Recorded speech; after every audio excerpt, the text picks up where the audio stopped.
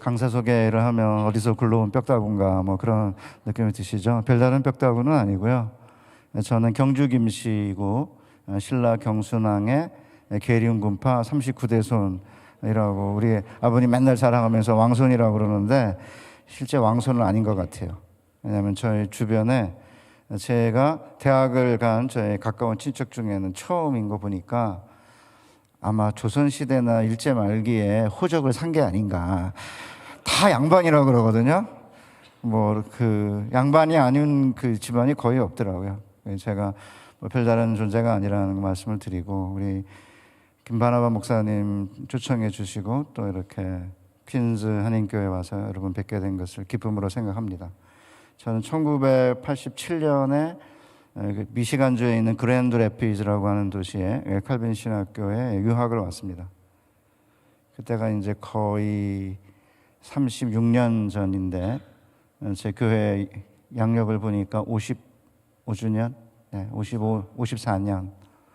그래서 제가 유학을 온 87년 30살이었는데 제가 65세입니다. 35년이 쏜살같이 이제 지나갔는데, 퀸즈 한인교회도 아마 제가 왔던 87년쯤이면 이렇게 이제 성장하면서 이제 그 어간에 상당한 수준의 양적, 질적 성장을 했던 교회로 제가 들었습니다.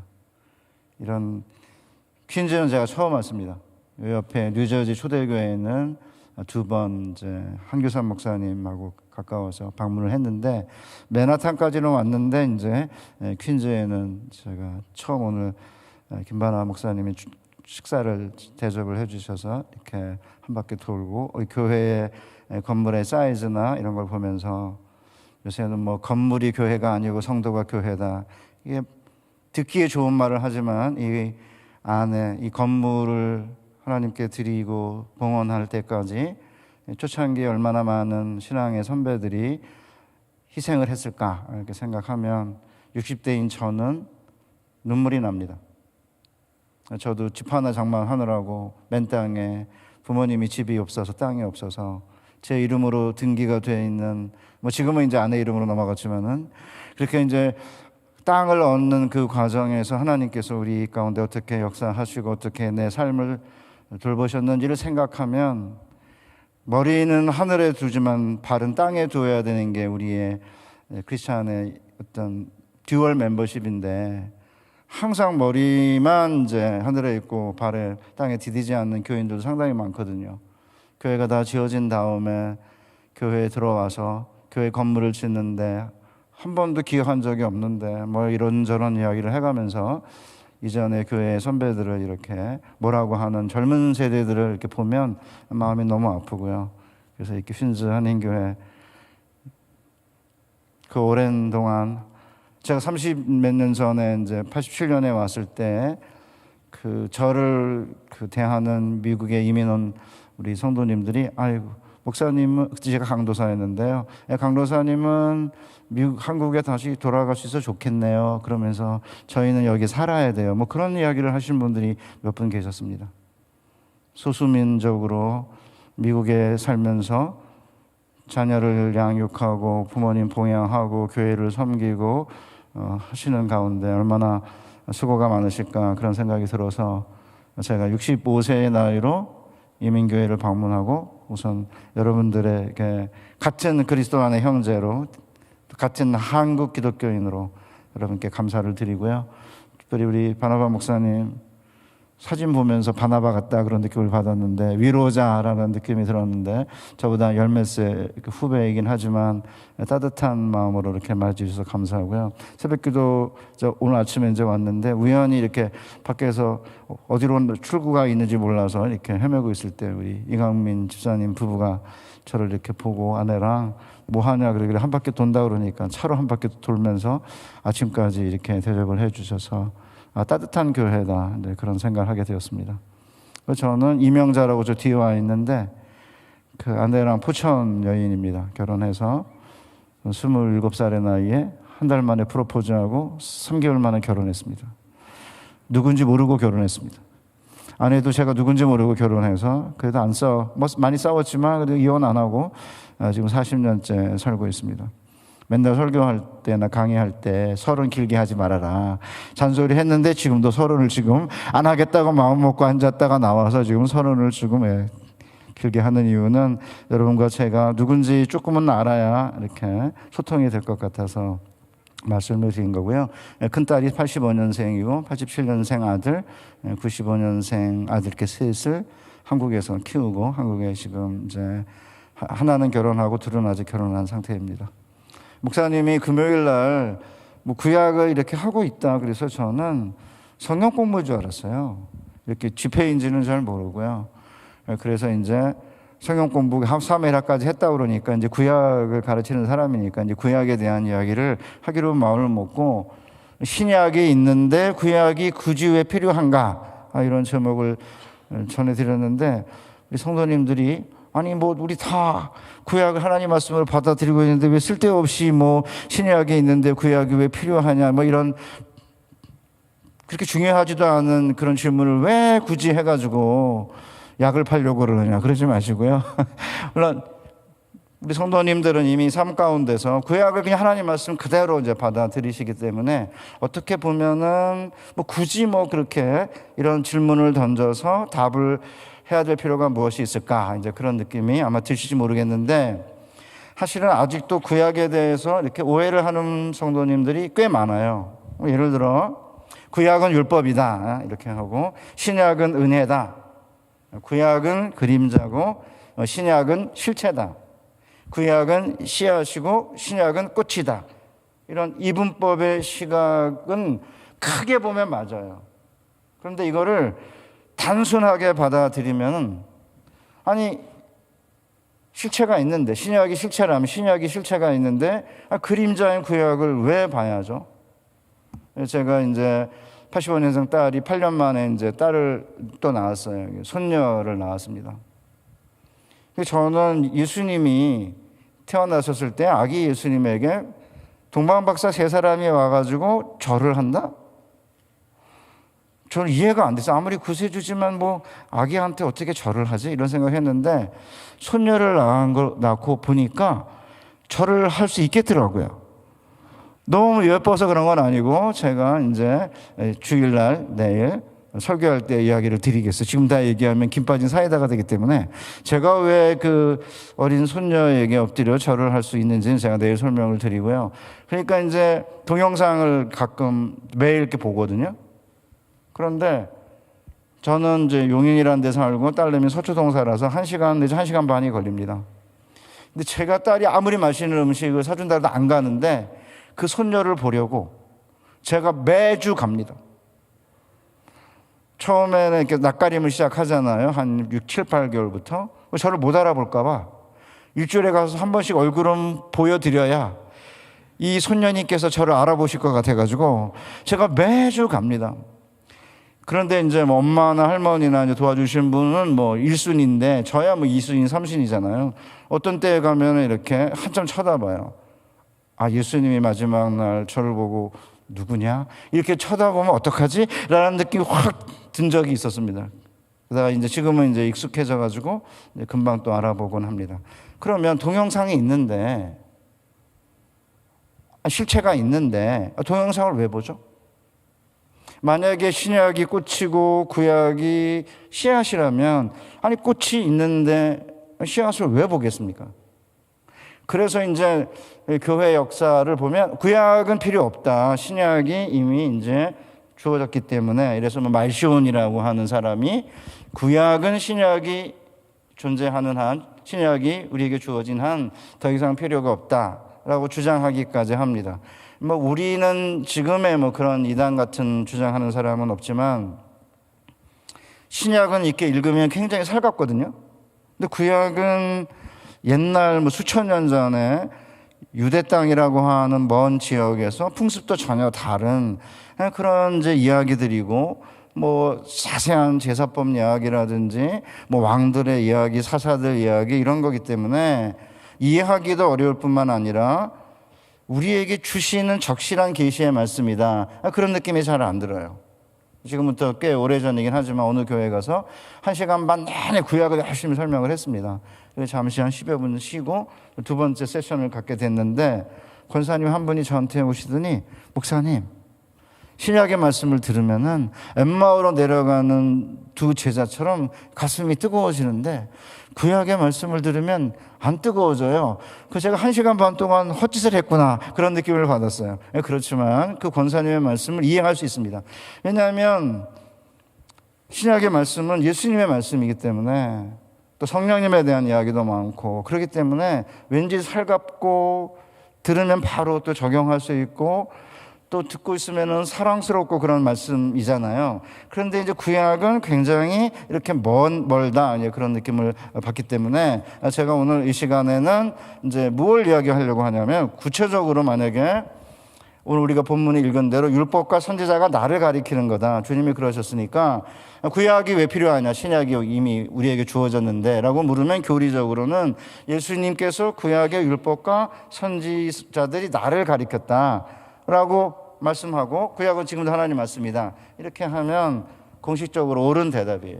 그런데 이런 식의 대답으로는 구약에 대한 오해를 풀기가 어렵습니다. 왜냐하면 구약의 율법은 지금 유효한가? 이렇게 이제 질문을 던지면 우리 많은 성도님들이 유효하다 이렇게 이제 이야기를 하시면서도 그러면 제사법은 그럼 유효하냐? 제사법은 폐지됐지. 그 다음에 시민법은 유효한가? 시민법은 폐지됐지. 그러니까 그러면 우리에게 유효한 법은 뭐지? 도덕법만 유효하다. 그래가지고 구약에 굉장히 많은 제사법이나 시민법, 그 다음에 구약의 선지자들의 이야기, 왕들과 사사들의 이야기가 직접 와서 안 닿게 돼요. 누가 자꾸 옆에서 시비를 걸면. 게다가 제일 심각한 질문이 11조는 유효하냐? 이게 질문을 던지면 11조는 우리 이제 퀸즈 한인교회 같으면 오랜 전통이 있는 교회니까 11조를 드리며 하나님께서 주시는 축복을 경험했기 때문에 그거는 너무나 당연하지라고 생각하지만 우리 밑에 30대, 40대는 다릅니다. 그러니까 퀸즈 한인교회도 이제 코로나를 통해 가지고 이렇게 그 계좌로 이렇게 헌금을 드리는 부분에 대해서 이제 열렸다 그런 말씀을 드렸는데 저희 이제 사위 녀석이 아버님 그러더니 이제 그 취직을 해가지고 제대로 이제 봉급을 받기 시작한 첫 달인데 봉급을 받군요. 제가 기도한 다음에 계좌 이체로 11조를 하기로 했습니다. 근데 그게 너무 저는 행복한 거예요. 계좌 이체가 뭐죠? 자동 이체로 그냥 떼나가는 거잖아요. 옛날에 우리 어르신들은 은행에 가서 새 돈으로 이렇게 바꿔가지고 11조를 이렇게 하는 게 훨씬 더 큰 미덕이었는데 지금 애들은 돈을 받은 다음에 이걸 낼까 말까 고민을 하잖아요. 그럴 때 그냥 아예 딱 마음 먹고 10분의 1을 딱 떼가지고 이렇게 그냥 자동 이체로 들어가게 만들면 그래서 제가 그래 잘했다. 그렇게 떼놔야 내 돈이 아니라는 생각이 들지 괜히 그거 갖고 있으면은 내 돈이라는 생각이 들어가지고 이제 낼까 말까 고민하지 않느냐. 그러니까 이제 지금은 이제 상황이 11조는 유효하냐 유효하지 않느냐 이런 질문이 저희 세대나 우리 권사님들이나 우리 장로님들 아수 집사님들 세대는 너무나 당연한 거죠. 삶 속에서 하나님께 드렸더니 하나님이 채워주시고 갚아주시고 때로는 더 풍성하게 주신다. 이게 몸에 배가지고 사실은 큰 어려움이 없어요. 그런데 우리 밑에 세대는 그런 어려움 없이 컸기 때문에 이민 세대도 마찬가지 같아요. 1세대보다는 2세대는 그래도 먹고 사는 문제는 큰 어려움 없이 부모님이 정말 열심히 이제 일하셔가지고 서포트했기 때문에 그런 어려움 없이 크다 보니까 이제 하나님께 이제 10분의 1을 드리는 문제를 가지고 이제 옆에서 누군가가 이렇게 우리나라에 잘잘법이라는 그런 유튜브들이 있어요. 거기 보면 괜히 이렇게 사람들 듣기 좋은 말로 끊임없이 이렇게 속삭거리거든요. 11조 끝났다. 11조 꼭 교회 드려야 되는 게 아니다. 목사님이 제사장이 아니다. 그러니까 류인에게 드려야 될 11조 필요 없고 이제는 어떻게 하면 되냐. 공평과 정의를 구현하는 사회기관에 NGO에 내도 된다. 이렇게 말합니다. 그러다 보면 이제 그럼 성경에서는 그러면 11조는 유효하다고 하느냐 안 하느냐, 구약의 율법은 유효하냐 유효하지 않냐 이렇게 깊이 들어가면요 굉장히 많이 흔들려 있습니다. 그리고는 이제 그래서 이제 우리 바나바 목사님이 금요일 날 50명 정도 이렇게 오시는데 너무나 열정적이다 뭐 이렇게 말씀하셔가지고 저는 이 금요일 날 불타는 금요일이라 그러는데 이렇게 많이 나오시리라는 생각을 못했는데 정말 감사하고요.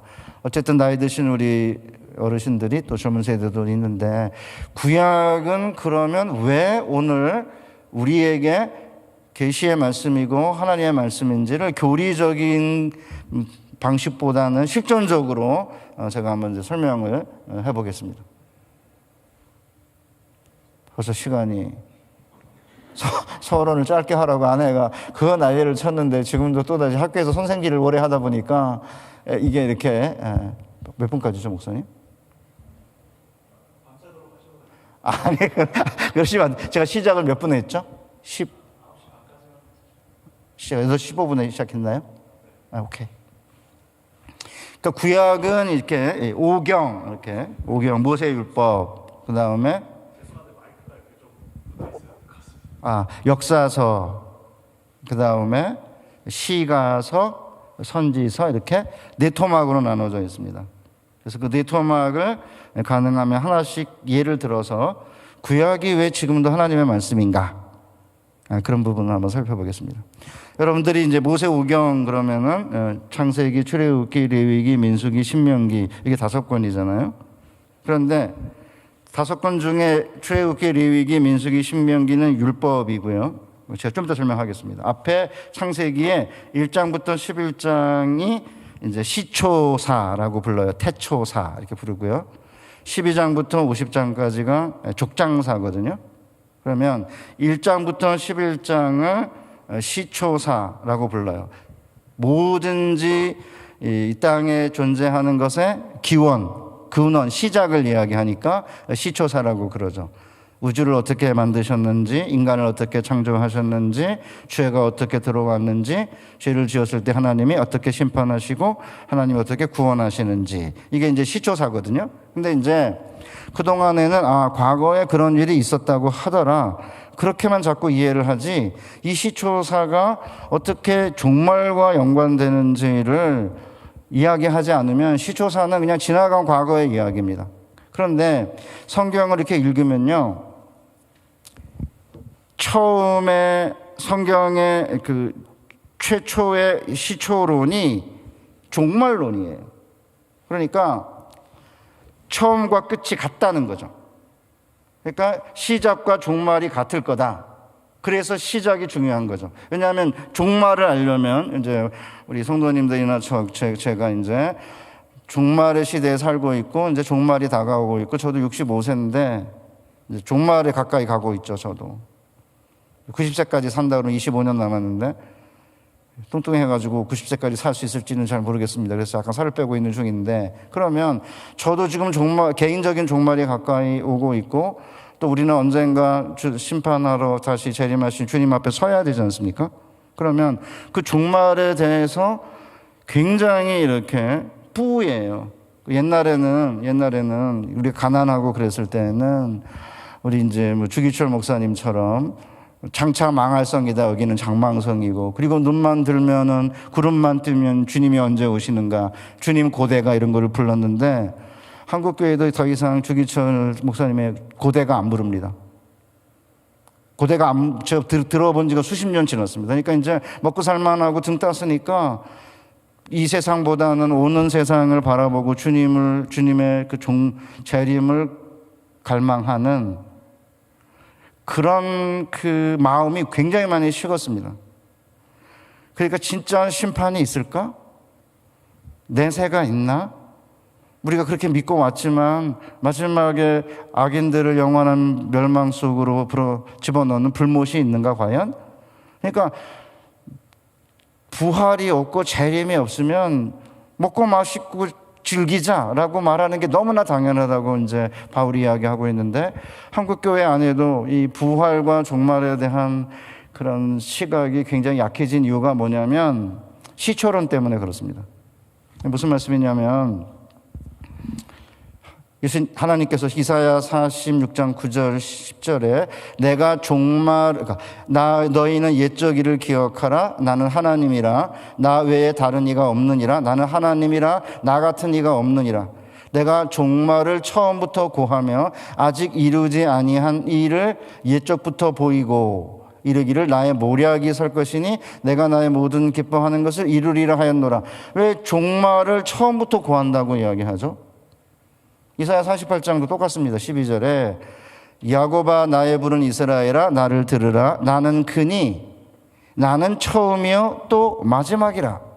그러니까 우리가 늘 예수님은 어제나 오늘이나 미래나 영원토록 동일하다는 이야기를 찬송을 통해서 끊임없이 반복하는데, 그러면 나는 처음과 끝이고 알파와 오메가고 시작과 나중이다. 그게 무슨 의미냐 이거죠. 그 말은 무슨 뜻이냐면 하나님은 동일하시기 때문에 처음에 일어났던 사건들을 보면은 미래에 무슨 일이 일어날지를 알 수 있다는 거죠. 그래서 이제 우리 주님께서 뭐라고 말씀하셨냐면 마태복음 24장 37절에 노아의 때와 같이 인자의 임함도 그러하리라. 홍수전에 노아가 방주에 들어가던 날까지 사람들이 먹고 마시고 장가들고 시집가고 있으며 홍수가 나서 그들을 다 멸하기까지 깨닫지 못하였으니 인자의 임함도 이와 같으리라. 그러니까 예수님이 내가 나중에 재림할 때 무슨 일이 일어나는 줄 아느냐라고 하시면서 노아의 때를 이야기하고 있는 거죠. 그러니까 우리가 이제 한국에서 처음에 이제 미국에 오니까 미국 수박이 이렇게 길더라고요. 이렇게 동그랗지가 않고. 그러면 제가 한국에 돌아가서 미국 수박을 설명하려면 미지의 것, 알지 못하는 것을 제가 한국에 있는 분들에게 설명하려면 한국 분들이 아는 것을 가지고 설명을 해야 돼요. 미국의 수박은 한국 수박처럼 줄은 가 있는데 동그랗지가 않고 길다 이렇게. 그렇죠? 그러니까 종말론이 뭐냐면 미지의 것을, 알지 못하는 unknown, 알려지지 않은 것을 기지의 것, 이미 already known, 이미 알려진 것을 가지고 설명하는 것이 사실은 종말론이고 비유거든요. 그러니까 예수님이 천국은 마치 누룩을 가루 서말 속에 집어넣은 것과 같으니, 그럼 뭐죠?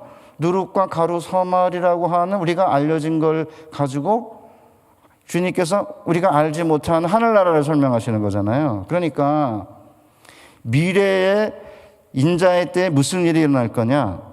노아의 때에 일어났던 것과 똑같다는 거죠. 노아의 때에 무슨 일이 일어났냐면 사람들이 먹고 마시고 장가들고 시집 갔는데, 인자의 때에도 사람들이 먹고 마시고 장가들고 시집 갈 거고, 노아의 때 사람들이 먹고 마시고 장가들다가 홍수가 임할 것을 몰랐는데, 인자의 때에도 사람들이 먹고 마시고 장가도 시집 가다가 주님이 재림하는 걸 모른다는 거죠.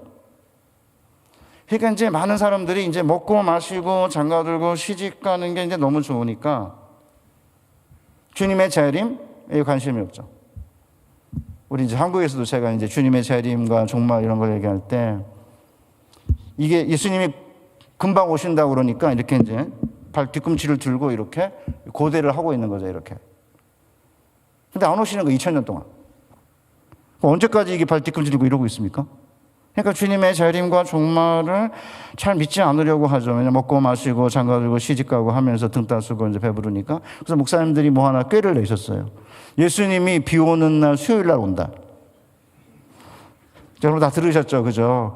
왜냐하면 이제 비 오는 수요일 날 교회를 안 오니까 교인들이 예수님이 비 오는 수요일 날 온다. 그래서 목사님들, 부흥사 목사님들이 많이 그렇게 하셨습니다. 그래서 비 오는 수요일 날 몇 번 와봤죠. 근데 비 오는 수요일이 한두 번도 아니고 계속 이렇게 비 오는 수요일 날도 안 오시니까 이제는 비 오는 수요일이고 안 간다 그러잖아요. 그러니까 사실은 주님이 곧 오신다고 이야기했는데 2000년이 지나가도록 오시고 계신 것 같지 않고, 먹고 마시고 장가들고 시집 가는 게 좋으니까 인자가 올 거라고 하는 사실을 모를 거다. 자, 그러면 이제 어떻게 해야 되죠? 그럼 도대체 미래의 인자가 올 때가 노아의 때와 같다 그러면 노아의 때를 들여다봐야 인자의 때에 무슨 일이 일어날지를 확실히 알 수 있는 거예요. 그래서 시초론이 굉장히 중요합니다. 그러니까 창세기 1장부터 11장 안에 일종의 마이크로코스모스예요. 마이크로코즘이에요. 소우주예요. 앞으로 일어날 모든 일들이 창세기 1장부터 11장 안에 다 들어있습니다.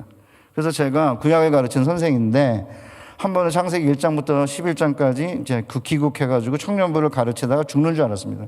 왜냐하면 저는 처음에는 그런 생각을 안 하고 그냥 창세기 1장 11장까지 한번 해보자 그랬더니 그 안에 모든 게 들어있는 거예요. 자, 그러면 이제 인자의 때에 노아의 때랑 마찬가지다. 그걸 제가 노아의 때를 가지고 한번 설명을 해볼게요. 그럼 노아의 때에 무슨 일이 일어났는지를 보면 이렇게 되어 있습니다. 하나님의 아들들이 사람의 딸들의 아름다움을 보고 자기들의 좋아하는 모든 자로 아내를 삼는지라 여호와께서 가라사대 나의 신이 영원히 사람과 함께 하지 아니하리니 이는 그들이 육체가 됨이라. 이제 그래가지고 이제 120년 이제 후에 홍수로 이제 온 세상을 진멸하는 게 노아 홍수 이야기 아닙니까? 그러면 하나님의 아들들이 사람의 딸들의 아름다움을 보고 각자 자기들이 좋아하는 모든 자로 아내를 삼았다. 그게 도대체 무슨 뜻이죠? 먹고 마시고 장가들고 시집가다가 다 멸망을 당했다고 했는데 예수님의 말씀이거든요. 아니 먹고 마시지 않고 어떻게 살죠? 장가들고 시집가지 않고서야 어떻게 땅을 다스리고 땅을 정복하고 땅에 충만하라는 하나님의 명령을 우리가 달성할 수 있어요? 못하잖아요. 그러니까 먹고 마시고 장가들고 시집가는 거는 너무나 당연한 건데 도대체 주님은 뭔 소리 하고 계시는가 그런 느낌 안 드십니까? 그러니까 먹고 마시고 장가들고 시집가다가 홍수가 날 것을 몰랐던 것처럼 인자의 때도 그러하리라라고 했으니까 그럼 인자의 때에 무슨 일이 일어날지를 알기 위해서는 노아 홍수 때 무슨 일이 일어났는지를 좀 자세하게 들여다봐야 되는 거죠. 그러면 여기에 하나님의 아들들이 사람의 딸들 아름다움을 보고 각자 자기들이 좋아하는 모든 자로 아내를 삼는지라 여호와께서 가라사대 나의 신이 영원히 사람과 함께하지 아니하리니 이는 그들이 육체가 됨이라 이렇게 되어 있습니다. 그 육체가 됨이라가 이게 굉장히 우리 한글 개역 성경은 사극체로 번역되어 있어가지고 점잖은데요. 실제적으로는 이는 그들이 동물이라 아니면 이는 그들이 살코기뿐이라 이는 그들이 정욕 덩어리나 이렇게 번역할 수 있습니다. 그게 무슨 말이냐면 예를 들어서 혈육 있는 모든 생물을 암수 한 쌍씩 다 방주로 끌어들여라 하나님께서 노아에게 말씀하잖아요. 그게 혈육 있는 모든 생물이 우리 히브리어에서 이는 그들이 육체가 됨이라라고 하는 단어가 죄송해요. 원래 히브리어를 사용하면 안 되는 건데 바사르라고 하는 단어입니다. 히브리어를 사용하면은 성도님들 소외감을 느끼세요. 설교자는 이제 아는데 왜 자기만 아는 걸 하느냐 이래가지고 저는 가능하면은 이제 설교 시간에는 사용하면 안 된다고 생각을 하지만 이제 오늘은 설명을 좀 해야 되기 때문에 양해해 주세요. 그 바사르가 동물입니다. 동물. 그다음 두 번째, 사실은 인간과 동물은 같죠. 같지 않습니까?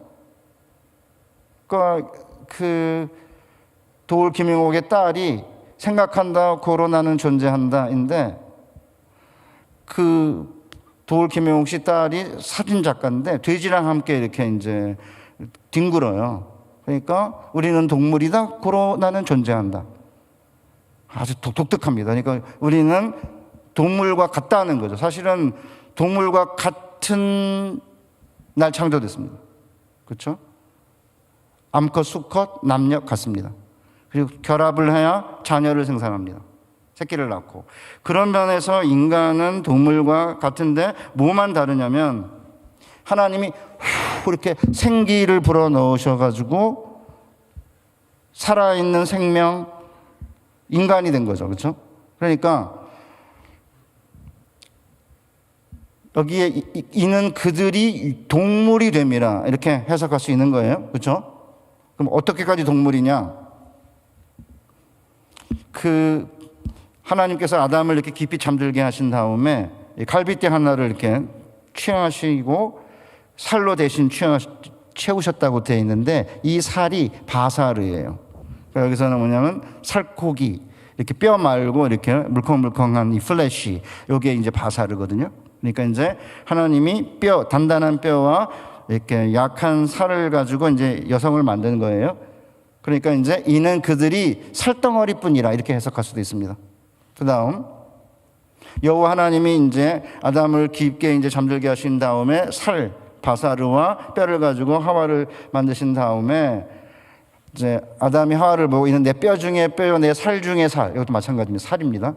이것을 남자에게 취하였은즉 여자로 취하리라 하니라. 이러므로 남자가 부모를 떠나 아내와 연합하여 한 몸이 될지라의 한 몸이 바사르입니다. 그러니까 뭐죠? 바사르는 동물, 그 다음에 살덩어리, 남녀 간의 성적인 결합을 가리킵니다.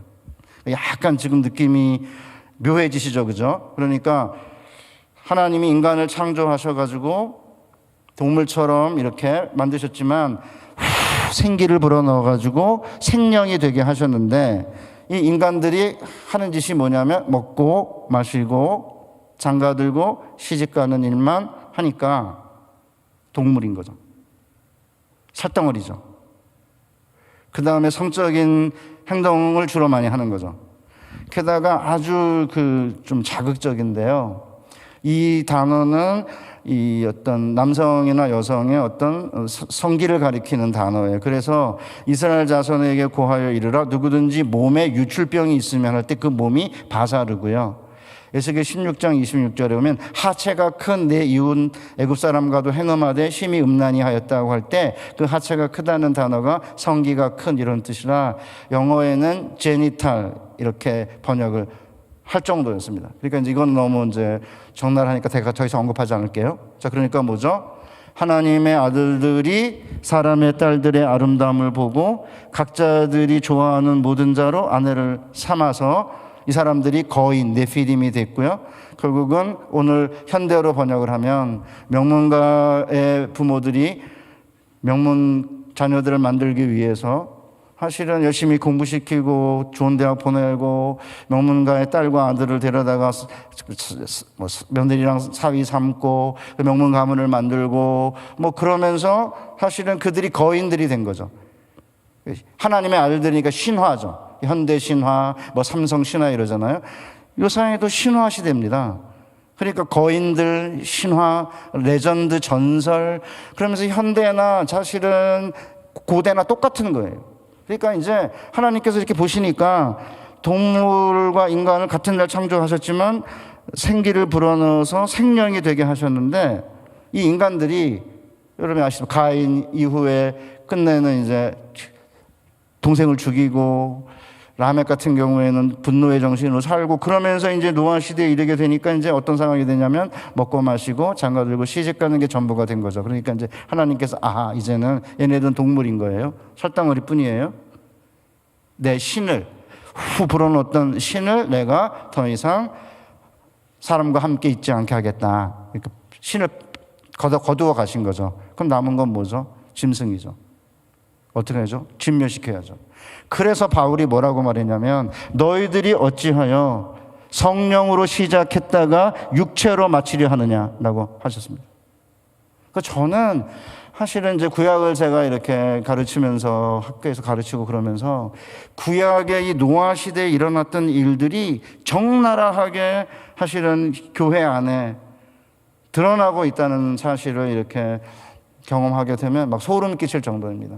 그러니까 사실은 나이가 들고 교회가 이렇게 이제 성장하고 이렇게 하면서 사실은 하나님의 신으로 시작했던 교회가 사실은 육체로 마치려고 하는 그런 모양으로 바뀌는 경우가 가끔 있어요. 그러니까 끊임없이 하나님이 우리를 선택한 목적은 그냥 먹고 마시고 장가들고 시집가고 하는 그런 일을 하라는 게 아니라 하나님이 불어넣은 생기로 생명이 되어서 하나님의 형상을 본받아서 이렇게 살아가라고 우리를 불렀는데, 먹고 마시고 장가들고 시집가는 게 인생의 전부처럼 되면 그 사람이 아무리 탁월한 지위와 명성을 얻었든 부를 얻었든 아무 소용이 없는 거죠. 이는 그들이 짐승이라. 소름 끼치는 이야기입니다. 그런데 놀랍게도 바울이 너희가 어찌 신으로 시작했다가 육체로 마치려 하느냐, 그렇게 이제 교회를 향해서 맹렬하게 이제 말씀을 하셨는데, 저는 그런 면에서 우리 퀸즈 한인교회 우리 성도님들이 신으로 시작을 했으니까 육체로 마치려고 해서는 안 되는 일이기 때문에 새벽 기도도 하고 또 금요 영성 집회도 하고 또 나와서 자녀들을 위해서 기도하고 또 주변에 있는 교회 식구들을 위해서 기도해야 하는 일은 이거는 급선무인 거죠. 그러니까 주님이 왜 노아 시대를 가지고 노아의 때와 같다, 인자의 때가. 그러면 노아의 때 이렇게 육체와 짐승으로 바뀐 사람들을 홍수로 진멸을 했다면, 이제 마지막 인자의 때도 마찬가지로 사람들이 먹고 마시고 장가들고 시집가다가 사실은 마지막 심판이 임할 거를 모를 거다라고 하셨는데, 정말 재미있는 건 뭐냐면요, 다시는 물로 심판하지 않겠다고 하셨잖아요. 그런데 물로만 심판하는 게 아니라 하나님 불로 심판하세요. 재림 때는 불로 심판하는데 물에 수장당하는 게 낫지, 불에 태움을 당하는 것보다는 둘 다 힘들긴 하죠. 그렇지만 불에 타면 온 세포가 다 타는 거거든요. 물속에 그냥 수장되면 한 몇 분이면 끝나는데, 불로 이렇게, 제가 무슨 공포 마케팅 하는 거 아니고요. 성경이 이렇게 말하고 있으니까 이제 물로는 더 이상 심판하지 않지만 우리 현재 이 땅을 나중에는 이제 불로 심판하기 위해서 이렇게 좀 가둬두고 계신 거죠. 보존하고 있는 것입니다. 그런 면에서 이제 우리 성도님들이 이제 앞에 있는 창세기 1장부터 11장을 이렇게 읽으실 때, 이 이야기는 바로 내 이야기구나, 우리 이야기구나, 그런 관심을 갖고 읽으시면은 훨씬 더 이렇게 생동감이 넘칠 것 같아요. 되셨죠, 여기까지? 네, 오케이. 그 다음에 12장부터 이제 창세기 12장부터 이제 50장까지가 이제 족장들에 대한 이야기인데, 뭐 족장들의 이야기는 이제 우리 성도님들이 너무나 이제 자주 들어가지고 설명을 그렇게 안 해도 그냥 우리 이야기처럼 느끼기 때문에 넘어가려고 그러는데, 딱 한 가지만, 예를 들어 아브라함이 이제 아내를 누이라고 이렇게 거짓말을 했잖아. 너무 예뻐가지고 애굽에 내려갔는데, 저 이해가 안 됩니다. 아브라함이 75세니까 10살 밑에니까 사라가 65세, 가나안으로 이동하면서 애국까지 갈 때 1, 2년 더 걸려서 67세 아닙니까? 근데 아내가 얼마나 예뻤길래 바로가 남편을 죽이고 데려가려고 했을까? 저 이해가 안 갑니다. 66, 7세 권사님들 제가 전국교회를 다니면서 봤지만 남편을 죽이고 뺏어가야겠다, 그렇게 느낄 만큼의 그 미모를 소유한 권사님을 제가 본 적이 없습니다. 제 아내도 60 몇 세인데 뭐 이렇게 보면은 형제인지 자매인지 때로는 잘 분간이 안 가고 그러는데, 그게 말이 안 된다, 이제 그런 느낌이 들어요. 근데 이제 어떤 이제 친구가 군대에 갔다 온 이제 대학부 친구 녀석이, 대학부가 제가 이제 가르칠 때 대학부였던 애가, 목사님 걱정하지 마세요, 임신 출산을 안 했기 때문에 미모를 유지할 수 있었어요, 뭐 이러니까 뭐 말이 되기도 하는데, 어쨌든 사라가 굉장한 미모의 소유자인 것 같아요. 그런데 이제 아내를 누이라고 거짓말을 했는데 끝내는 하나님이 바로에게 재앙을 내리시잖아요. 그리고 어마어마하게 많은 이제 가축과 이런 걸 주시거든요. 그런 거를 읽을 때 그냥 읽으시면 안 된다고 생각해요. 거기 보면 12장에 이렇게 보면 뭐라고 되어 있냐면, 이에 바로가 그로 말미암아 아브라함을 후대함으로 아브라함이 양과 소와 노비와 암수 나귀와 낙타를 얻었더라, 이렇게 되어 있거든요. 몇 마리인지 아세요? 모르죠. 어떻게 알겠습니까? 내게 준 것도 아닌데 여러분 세보시겠습니까? 안 세잖아요. 이게 다 단수로 되는데 전부 복수입니다. 그러니까 이제 뭐라고 됐냐면요, 원래는 이게 아브라함이 양들과 그 다음에 소들과 노비니까 남자 종들과 여자 종들과 그 다음에 암수 나귀라니 암나귀들과 순나귀들과 낙타들을 얻었다라요. 정확한 숫자는 안 나오지만 전부 복수입니다. 그러니까 이런 걸 읽을 때 내게 준 거다, 이거는. 아브라함의 이야기가 아니고 내 이야기다 그러면 숫자 셀 거 아닙니까? 이 소가 몇 마리였을까, 나귀가 몇 마리였을까. 그런데 이게 남의 이야기니까 그냥 뭐 아브라함이 그랬다더라 이렇게 읽으면은 이게 읽을 때 막 감동이 안 생겨요. 저는 그러면 어떻게 했느냐? 저는 설교해야 되니까 뒤져본 거죠. 설교해야 되니까 이게 단수냐 복수냐 이렇게 이제 들여다보면서 이제 이게 다 복수로 되어 있구나. 이게 어마어마한 이제 재산이구나. 그렇잖아요. 여러분, 낙타가 몇만 원 할 것 같습니까? 소 한 마리 우리 한국에 500만 원이거든요. 소들 그러면은 최소한 1000만 원이고요. 그 다음에 암나귀, 순나귀, 양들, 그 다음에 노비 얼마 할 것 같아요? 남자 종 한번 얼마 주시면 살겠습니까? 1억? 2억? 어마어마한 재산입니다. 그러니까 저는 이제 제 제자들한테도 그러고 대학생들한테도 내 이야기로 읽어라. 내 이야기로 읽으면 성지순례 공짜로 갈 수도 있다, 최소한. 하나님 아버지, 아브라함의 이야기가 내 이야기가 되게 해달라, 이렇게 같이 동감하는 마음으로 읽으시면 이제 훨씬 이제 좋을 것 같고요. 그래서 그냥 12장부터 50장은 그냥 좀 넘어갈게요. 자, 그러면 이제 그 다음에가 뭐냐면 율법이거든요. 구약의 출애굽기부터 시작해가지고 이제 레위기, 민수기, 신명기는 율법으로 이루어져 있습니다. 그러니까 이제 이 율법으로 이루어져 있는 구약을 이해하는 게 굉장히 어렵습니다. 왜냐하면 옛날 딱딱한 땅에 관한 법, 계대 결혼이라고 형이 죽어서 형수가 예를 들어서 자녀가 없을 때에는 형수랑 결혼해서 아이를 낳는 계대 결혼 제도라든지 기원 물음 이런 것들은 사실은 오래전에 이스라엘의 과거의 풍습이기 때문에 잘 안다요. 게다가 수없이 많은 제사법이나 이런 거를 이렇게 보면은 너무 딱딱하고 그 다음에 우리랑 거리가 많아서 졸음이 오기 때문에 레위기는 졸음 올 때 읽으면은 잠이 온다 그럴 만큼 이제 딱딱한데 뭐가 중요하냐면 여러분 보세요. 우리가 오늘 이제 마태복음 아까 5장 이제 본문 우리가 읽었잖아요. 천지가 없어지기 전에는 율법의 1.1획도 없어지지 아니한다. 이렇게 되어 있는데 이렇습니다. 하나님은 영원하시지 않습니까? 아까 우리 찬양팀 10분이 나와가지고 찬양하면서 계속 하나님의 말씀이 영원하다는 말씀을 했는데 하나님은 영원하시기 때문에 영원하신 하나님이 하시는 말씀은 폐하지 않습니다. 하나님의 말씀은 땅에 떨어지지 않습니다. 하나님의 영원하시기 때문에 영원하신 하나님이 하시는 말씀은 영원한 거죠. 그러면 도대체 구약의 모든 율법이나 제사법이 유효하냐 이렇게 질문을 던지면 유효하다 저는 이렇게 말합니다. 단 조건이 하나 있습니다. 그리스도 안에서 유효하다입니다. 그러니까 이게 어떤 분들은 구약의 모든 율법이 신약에서 이거는 해라 라고 긍정적으로 제가를 한 율법만 유효하고 나머지는 다 무효다 이렇게 주장하는 분도 계시고요. 어떤 분들은 신약에서 하지 말라고 한 것만 빼고는 다 유효하다 이렇게 이제 설명하는데 그렇게 하면 복잡해서 저는 구약의 율법은 영원히 유효하다 그리스도 안에서 이렇게 하면요 제가 설명을 드릴게요. 그리스도 안에서 어떻게 유효한지 예를 들어 이제 보세요. 하나님께서 세상을 창조하실 때 어떻게 하셨냐면 빛이 있으라 하시면 빛이 있었고요.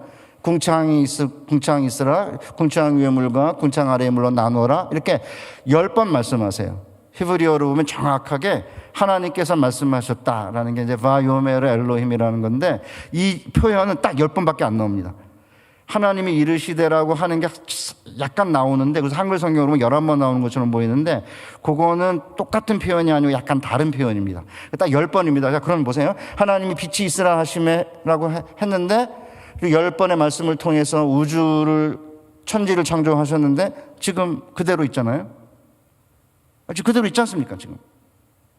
그러면 하나님께서 창조치의 10번의 말씀으로 만든 천지가 유효하다면 천지가 있는데 그렇다면 천지가 존재하는 한 하나님께서 말씀하신 율법 그 대표가 십계명인데 그 십계명도 10가지 말씀이거든요. 십계명은 율법 전체를 대표하는 그런 기능을 갖고 있는 거예요. 그래서 이제 그거를 우리 제율법이라고 그래가지고 하나를 가지고 부분을 가지고 이제 전체를 가리키는 것을 제율법이라고 부릅니다. 그러니까 이제 머리부터 발끝까지 그러면 머리하고 발 두 개를 가지고 전체를 보여주는 것처럼 그러니까 10개의 십계명은 율법 전체, 하나님이 말씀하신 모든 계명 전체를 가리키는 이제 상징인데 하나님이 10번의 말씀으로 천지가 변하지 않고 있는 지금도 유지하고 있다면 하나님의 입으로 나오는 모든 구약의 말씀 유효한 거죠. 그렇게 이해하시면 너무나 이게 이제 편하고요. 그럼 어떻게 하면 되냐면 구체적으로 하나님께서 만약에 구체적으로 이렇게 무엇과 말씀하셨다고 한다면 지금 시대와 풍습이 달라져가지고 뭔가 이렇게 그대로 100% 문자적으로 적용하기가 어렵다면 하나님께서 그 말씀을 주신 뜻과 목적이 그리스도 안에서 어떤 의미가 있을까를 가지고 들여다보면 다 우리에게 하신 말씀입니다. 우리를 위한 말씀이고 우리를 복주는 말씀이거든요. 예를 들어 제가 제일 좋아하는 사람이 우리 바나바 목사님 선교사였으니까 더 좋아하시겠지만 저는 짐 엘리어트를 정말 좋아합니다. 29살의 나이에 탁월한 설교자였기 때문에 미국에 남아가지고 설교를 하면 탁월한 목회자가 될 거라고 했음에도 불구하고 에콰도르의 그 아우레이 강변에서 창에 찔려 순교한 선교사 아닙니까? 그 짐 엘리어트가 1948년 4월 14일인데 그건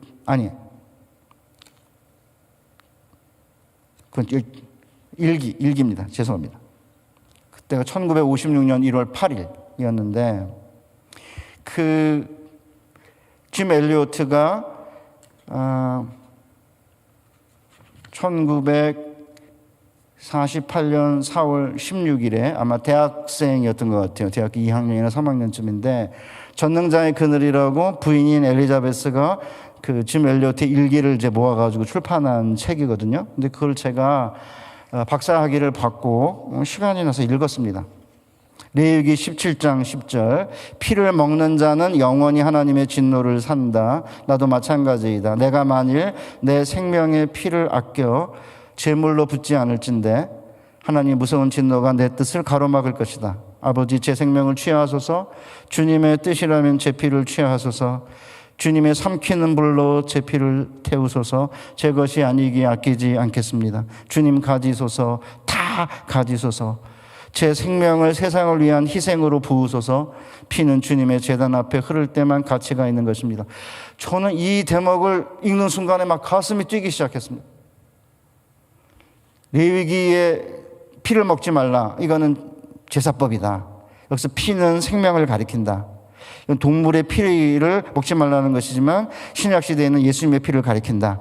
이게 구속사다. 뭐 이렇게 신학적으로 설명하면서 이제 피를 먹지 말라는 거는 순댓국을 먹지 말라는 거냐, 선짓국을 먹어도 되느냐, 뭐 주로 이런 논란을 벌이면서 이제 한국교회가 고민하고 있는데, 그러니까 뭐 신약에는 뭐 몸에 다는 고기 외에는 먹어도 된다 그러니까 뭐 먹어도 된다 이러고 있는데 그 피체 먹지 마, 피를 먹지 말라는 그 본문을 그냥 갖다가 짐 엘리어트가 대학교 2학년인데 내 피를 취하소서. 다 가지소서. 내 것이 아니니 아끼지 않겠습니다. 피는 주님의 제단에 흐를 때만 가치가 있는 것입니다. 이게 제사법이니까 그러면은 동물의 피 이거는 제사법이고 예수님 안에서 다 이제 구속적으로 완성됐으니까 뭐 우리랑 상관이 없다. 그렇게 되는 게 아니라 피를 취해 달라고 이렇게 그냥 다이렉트로 그냥 이 본문, 레위기 본문을 읽자마자 내 것이 아니니 아끼지 않겠다.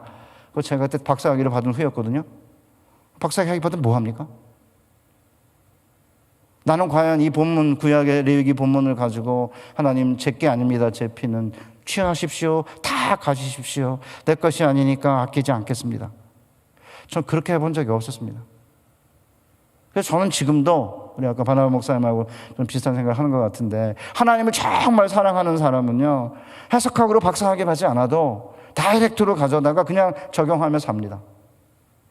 이걸 가지고 뭐 이거는 제사법이니까 폐지된 거고 시민법이니까 폐지된 거고 뭐 그러니까 이제 일부 이제 약간 비판적인 사람들은 목사님들이 뭐 구약은 뭐 율법시다라 이랬다가 성전 얘기만 나오면 성전 지을 때는 구약 끌어다 쓴다 이렇게 막 비아냥거리는데 그 말도 안 되는 소리입니다. 정말 구약은 영원하신 하나님께서 하신 말씀이기 때문에 그 시대와 풍습에 따라서 시대에 맞게 이렇게 형식을 갖춘 것뿐이지 그 안에 영원한 하나님의 뜻과 의지가 들어있기 때문에 그 영원한 뜻과 의지는 변함이 없는 거고 그리스도 안에서 성취됐잖아요. 그래서 이제 우리 성도님들이 그 보리 추수 시작을 할 때부터 그 다음에 보리 추수를 마치면서 이제 오순절을 드리는데 그 사이에 드리는 제물이요 어마어마하게 많아요.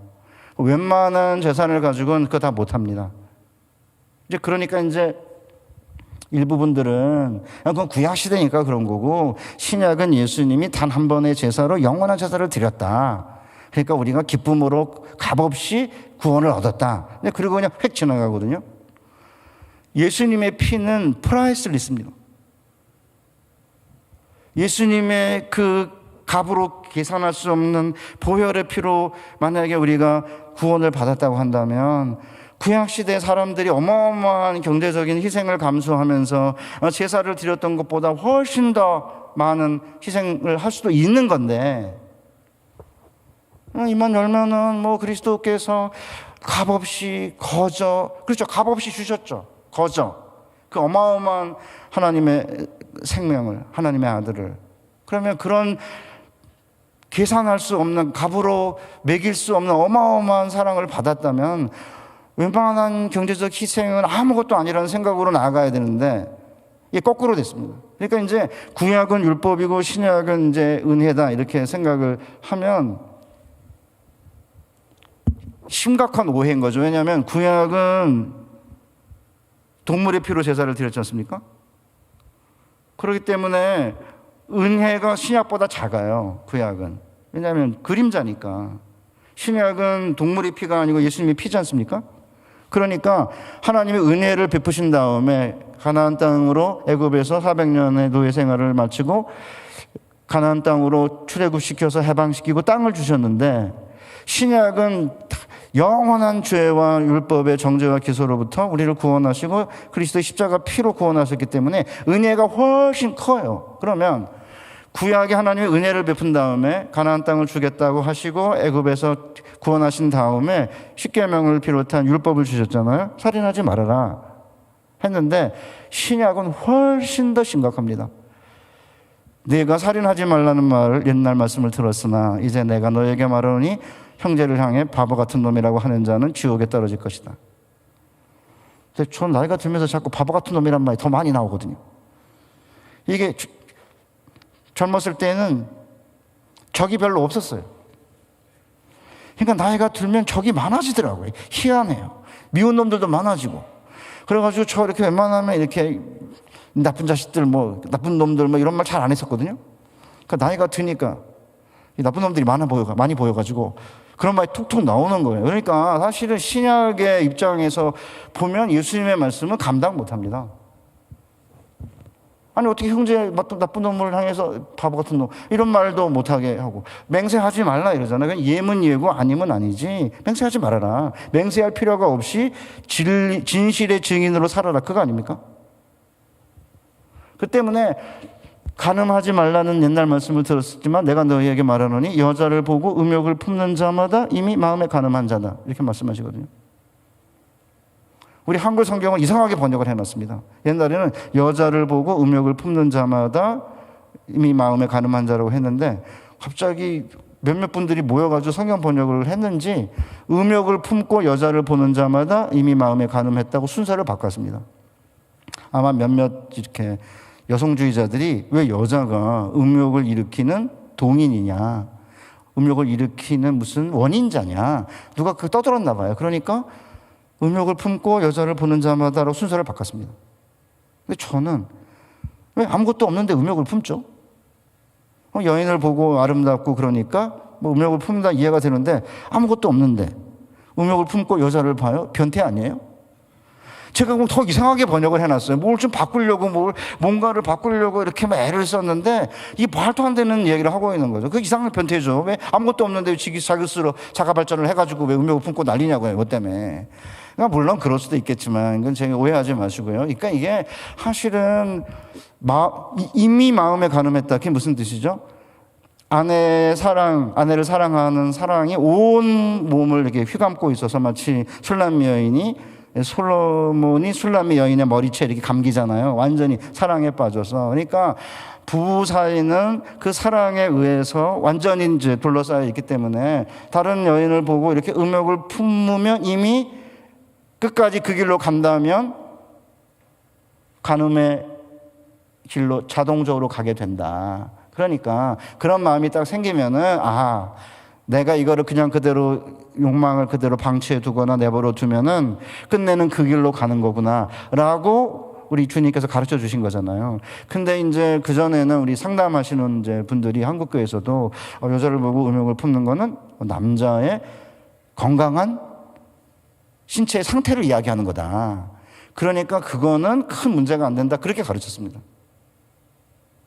그래가지고 이제 그런 마음이 들면, 나는 아직도 건강하구나, 아직도 남자구나, 아직도 씩씩하구나, 그렇게 생각하게 할 수 있게 만들었는데 그게 아니고 성경은 분명하게 구약에서는 가늠하지 말라고 했지만 신약에서 주님의 사랑을 경험하고 주님의 은혜를 받고 구원받은 자들은, 하나님의 새로운 백성들은 여인을 보고 음욕을 품는 자는 이미 가늠한 자라고 하는 주님의 말씀을 받아들여서 그렇게 살라는 거기 때문에 구약의 율법보다 신약의 율법이 훨씬 엄격하고요. 구약은 기껏해야 뭐예요? 내 이웃을 내 몸처럼 사랑하잖아요. 기껏해야로 죄송해요. 그런데 신약은 내가 너희를 사랑한 것 같이 너희도 사랑하라는데, 내가 너희를 사랑한 것 같이가 뭐죠? 죽기까지. 신약은 구약보다 훨씬 과격하고요. 신약은 구약보다 훨씬 라디칼하게 우리의 충성과 우리의 사랑을 요구하시는 말씀이기 때문에 구약은 율법이고 신약은 은혜다 이렇게 말하기 어렵습니다. 근데 이 점을 이제 자꾸 오해해가지고, 그러니까 저는 구약을 가르치잖아요. 그 신약 교수들이 저 부러워합니다. 구약에는 아브라함이 부자가 되었다 뭐 이런 게 있는데, 신약은 보면 맨날 얻어 터지고 맞고 강도의 위험, 길의 위험 뭐 그런 거 나오니까 신약 설교하기가 우리는 쉽지 않은데 당신은 좋겠다, 아브라함이 부자가 됐다, 뭐 이삭이 거부가 되었다, 그런 설교할 수 있으니까 그래서 제가 그걸 웃습니다. 맞습니다. 어떻게 보면 그런데 구약은, 그러니까 이제 제가 이제 결론적으로 가야 될 것 같아요. 네, 이제 서서히 갈게요. 가능하면 1시간 만에 맞추려고 하겠습니다. 그런데 3분 남았네요. 맞춰야죠. 사실은 시간도, 하나님은 또 성령 질서의 하나님이시니까. 자, 그러면 이제 실제적으로 구약을 이렇게 읽으실 때 구약은 first word예요. 첫 번째 말씀이고요. 신약은 last word입니다. 그런데 혼자 있잖아요. 만약에 제가 우리 여성 성도님들 뿐이고 제가 혼자 남자라고 한번 생각해 보세요. 무인도에 있는데 저 잘생겼다고 생각하겠습니까? 아니면 아니라고 생각하십니까? 비교가 안 되니까 몰라요. 좋은지 안 좋은지 알 수가 없는 한 명밖에 없으니까. 그러니까 둘이 돼야 돼, 둘이. 최소한. 그래야지 뭐 구약, 신약이 왜 더 좋은지를 알 수 있는 거 아닙니까? 제 아내가 저 뒤에 앉아서 키가 한 3cm 크거든요. 처음에 중매로 만났는데 저보다 큰 거예요. 이게 부담스럽더라고요, 사실은. 그래서 이제 길거리를 지나가다가 이제 연애 때인데 막 손살같이 이렇게 앞으로 가요. 어떤 자매가 지나가면. 그 지나가다 요 정도 되면 이 정도면 괜찮을 텐데. 그전에는 어떤 자매가 내 이상형이냐 그런 생각을 한 적이 별로 없어요. 그런데 딱 구체적으로 대상이 생기니까 비교가 되잖아요. 그러니까 의미는 두 개가 있어요. 보세요. 원인과 결과든지, 그렇죠? 구약이 원인이 돼서 신약이 어떤 결과가 나오든지, 구약과 원인은 패러럴, 유사하든지, 아니면 대조가 되든지. 그러니까 신약만 있으면은 뭔 이야기인지 모릅니다. 왜 여자를 보고 음욕을 품는 자마다 가늠한 자냐? 모르죠.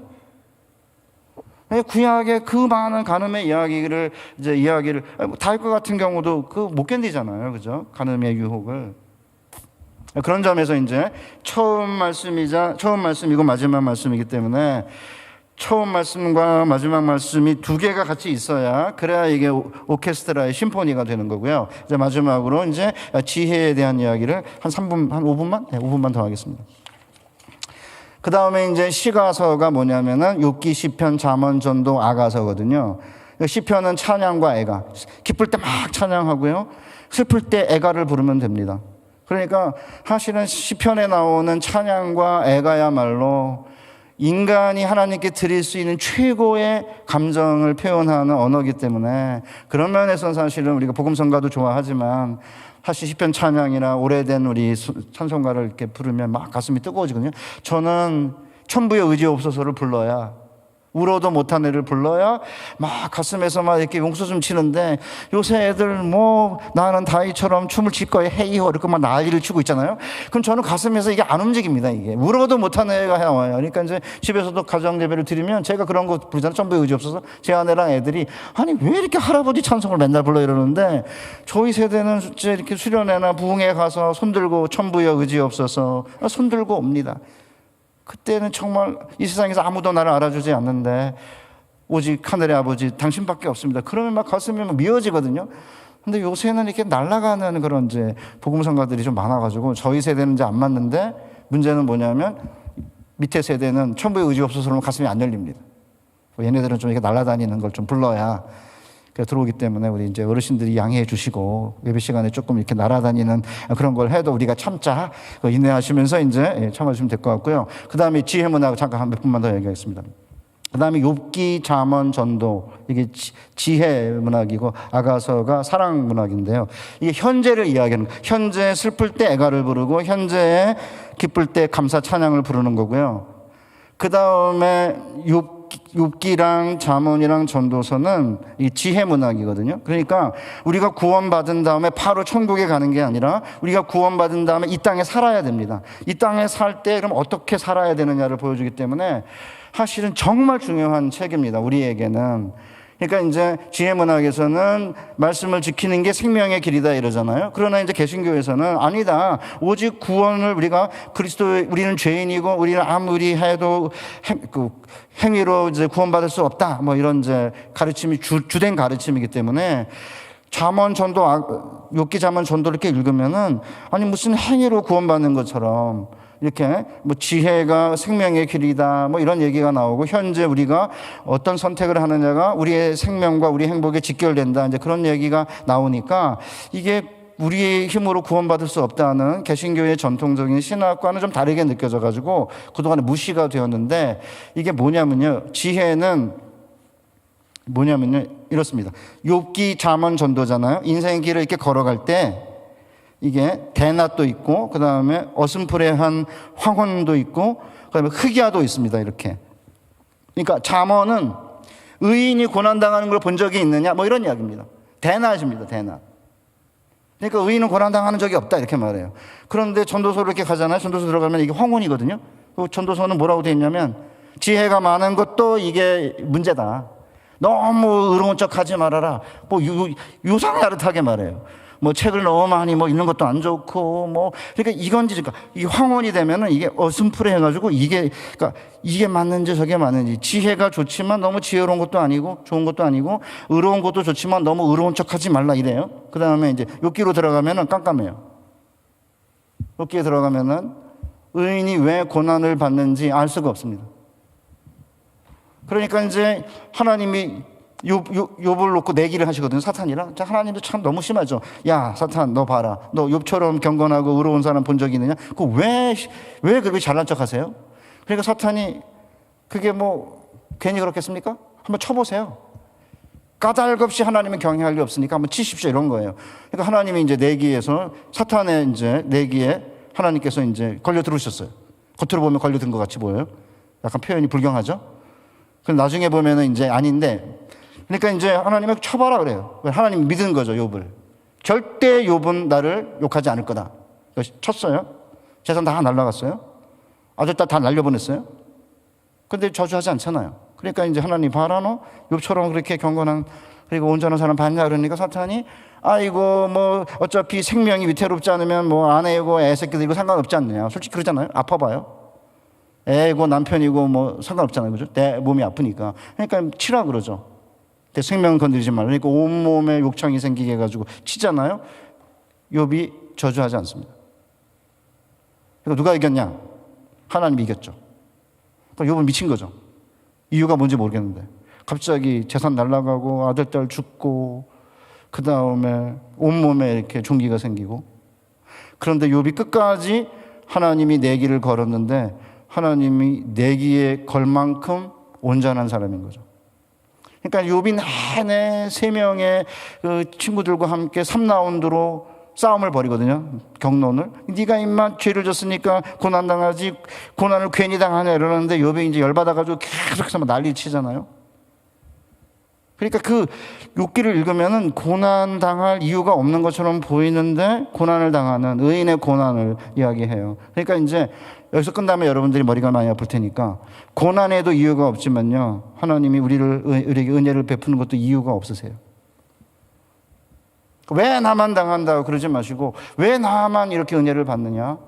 그러니까 내가 이유 없이 우리에게 사랑과 은혜를 베푸시는 하나님이라고 하는 사실을 이제 욥이 깨달으면서 왜 자기가 고난당하는지 이유를 모르지만 하나님에 대한 신뢰를 잃지 않은 거고, 아마 퀸즈 한인교회 남아 계시면서 이렇게 교회를 지키시는 많은 분들이 왜 까닭 없이 나에게 고난을 주셨는지에 대한 깊은 그 흑야의 어둠의 밤을 지나면서도 하나님에 대한 신뢰의 끈을 놓치지 않으셨기 때문에 여기까지 왔던 것 같아요. 그러니까 한참만 이렇게 고난당할 때 잠을 읽으면 열받으시니까 잠을 읽지 마세요.